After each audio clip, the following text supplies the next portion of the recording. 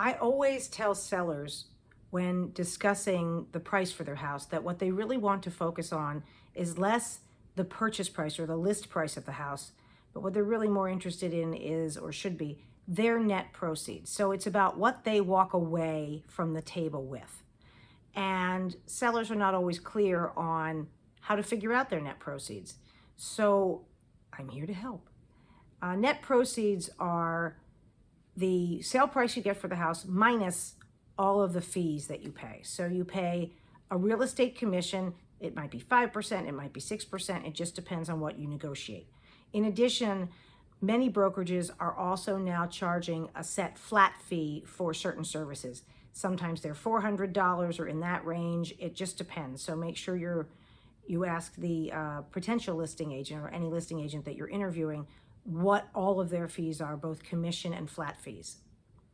Then you have transfer tax, which in Pennsylvania, in most places, not all, but in most places, is 1% of the sale price.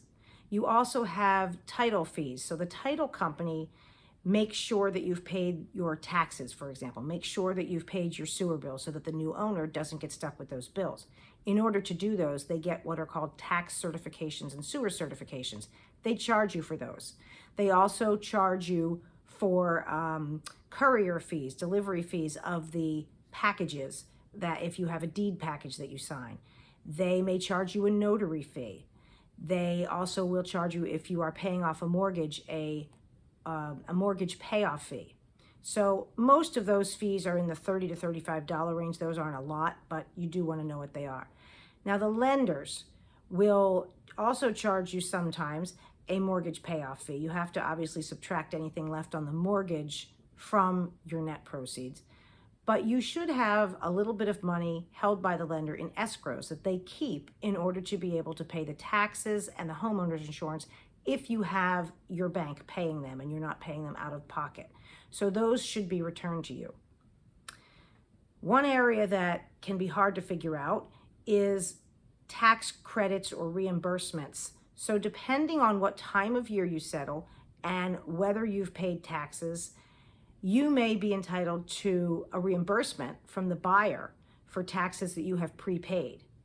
Alternatively, at least in our area, since the tax bills come out after they come in arrears. So for example, the county tax bill and the municipal tax bill may arrive in late February or from March, but they're actually for the calendar year from that January time, a couple months before, through December. So if you are settling in, say, February and that bill hasn't come out, what's going to happen is when the bill comes out, the new owner may own the house and you will be required to reimburse them from January 1st to, say, February 10th, if that's the date of your settlement.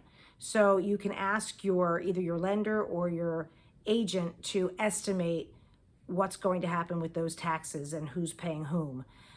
It can be a little hard to understand, but you want to take all of those fees and costs and reimbursements and returns of escrow into account when you're trying to figure out your net proceeds, which again is how much you walk away with at the end of the day once everything has been paid off.